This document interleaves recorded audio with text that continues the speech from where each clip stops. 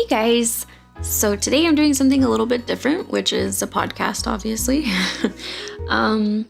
It's actually going to be a podcast about depression, but I'm going to try to make it not too long. I just wanted to touch on it and offer up some advice.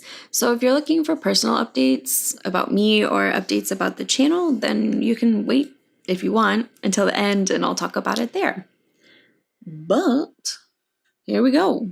So before I delve into anything, please note that I am not a medical professional and I'm not able to diagnose you. I am just simply offering advice that I think can help a wide range of people. So to start off, what even is depression? And if you look up the definition, depression is a mental condition characterized by feelings of severe despondency and dejection, typically also with feelings of inadequacy and guilt, often accompanied by lack of energy and disturbance of appetite and sleep. Or, as the American Psychiatric Association says, depression, major depressive disorder, is a common and serious medical illness that negatively affects how you feel, the way you think, and how you act. Fortunately, it is also treatable. Depression causes feelings of sadness and/or a loss of interest in activities once enjoyed. It can lead to a variety of emotional and physical problems and can decrease a person's ability to function at work and at home. Symptoms must last at least 2 weeks for a diagnosis of depression. Depression affects an estimated 1 in 15 adults, that's 6.7%, in any given year. And 1 in 6 people, so 16%, will experience depression at some time in their life. Depression can strike at any time, but on average first appears during the late teens to mid-20s. Women are more likely than men to experience depression, so some studies suggest that 1/3 of all women will experience a major depressive episode in their lifetime.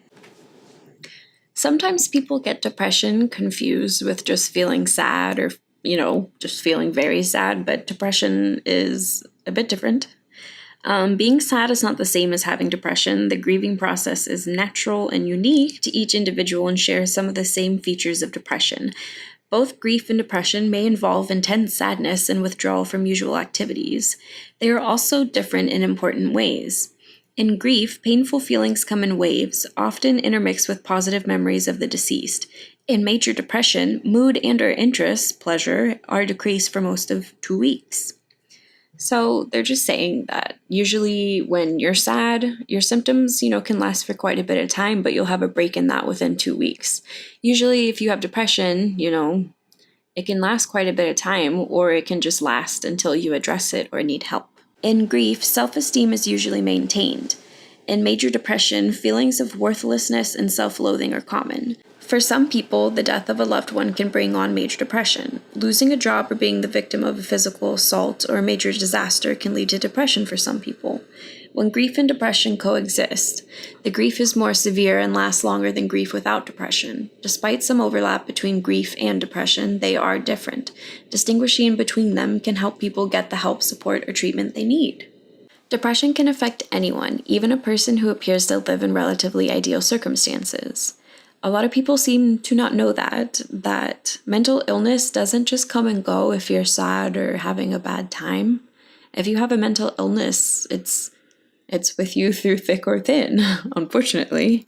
So, and some mental illnesses affect how you feel happy or sad, so that's a different podcast. Anyways, a lot of different things can affect it. For example, biochemistry. Differences in certain chemicals in the brain can contribute to symptoms of depression. Genetics. Depression can run in families. For example, if one identical twin has depression, the other has a 70% chance of having the illness sometime in their life. Personality. People with low self-esteem who are easily overwhelmed by stress or who are generally pessimistic appear to be more likely to experience depression. Environmental factors. Continuous exposure to violence, neglect, abuse, or poverty may make some people more vulnerable to depression. Depression can tag along with other mental illnesses, or sometimes depression can also be an indicator that you have something else. So that's why it's always recommended you go to a psychiatrist. But anyways, I'll get into that in a little bit. Some related conditions can be postpartum depression, seasonal depression, which is also called seasonal affective disorder, persistent depressive disorder, premenstrual dysphoric disorder, disruptive mood dysregulation disorder, or bipolar disorder. Okay, so let's say you're feeling some of these symptoms and you would like to get things to change. What do you do? Let's talk about the professional steps you can take whether you have medical insurance or not. The first step, if you have insurance, is to make an appointment with your general family physician. When you meet with them, tell them you've been having these symptoms and you would like a recommendation to a psychiatrist or a mental health professional who can properly diagnose you. You guys need a mental health professional to be prescribing you medication.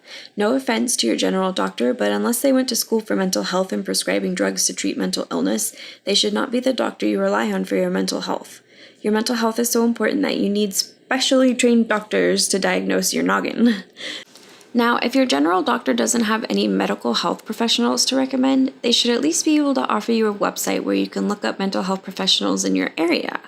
If you find someone who you think may be able to help you, double check them against your insurance to make sure your visits will be covered. I highly recommend also finding yourself a therapist, which would be found in a similar fashion, but I'll go ahead and cover that in a separate podcast. Okay, so what do you do if you need help and you don't have insurance? See if you qualify for Medicare or Medicaid by going to their website at healthcare.gov. Go to a free clinic. Check out Partnership for Prescription Assistance. They have a website, and I'll go ahead and link that below in the description. Look for mental health providers with sliding scale payment. Many mental health providers offer sliding scale payment arrangements. These providers will only make you pay what you can afford. You can search for sliding scale providers in your area by doing a simple web search or by calling the National Alliance on Mental Illness, NAMI, at this number, 1-800-950-NAMI. Sign up for a prescription payment plan. Walmart and the Partnership for Prescription Assistance also has a website where you can see if you qualify for these plans. Also, thank you for Clarissa Hum, who also featured these options on her blog. As always, if you or someone you know is close to the edge and feels like they can't even manage to reach out for help, there are suicide hotlines that you can call, and I'll link those down below as well. Hopefully I offered up some suggestions that you're maybe unaware of, so maybe you can recommend them to someone else or use them for your own mental health. Either way, good luck and thank you for listening, and I guess this is where I'll hop into the personal updates for me and my channel. As far as personal updates go, I'm working on a few things right now for myself and for my YouTube channel. I don't want to talk too much about it until I've completed more and know I'll be able to pull through and finish it. I'm also currently working on building a solid Patreon, which has been a lot harder than expected due to personal setbacks and past family issues. But I'm feeling very positive, which says a lot, so I'm hoping to put more stuff out on it and get a solid setup going. I'm trying to build more props and costumes, which will be featured on my Patreon and social media from time to time. So, if you're interested in that kind of stuff, links will be in the description as well. I also hope to start doing more podcasts as I get back into filming videos. Don't worry, they will not always be health related. Hopefully I can get some spooky ones going and then maybe get some other friends in them too, so it's not just me talking. Thank you to those of you guys who stayed and listened this far. I appreciate it. Well, I guess I'll see you guys soon. Be kind and stay safe.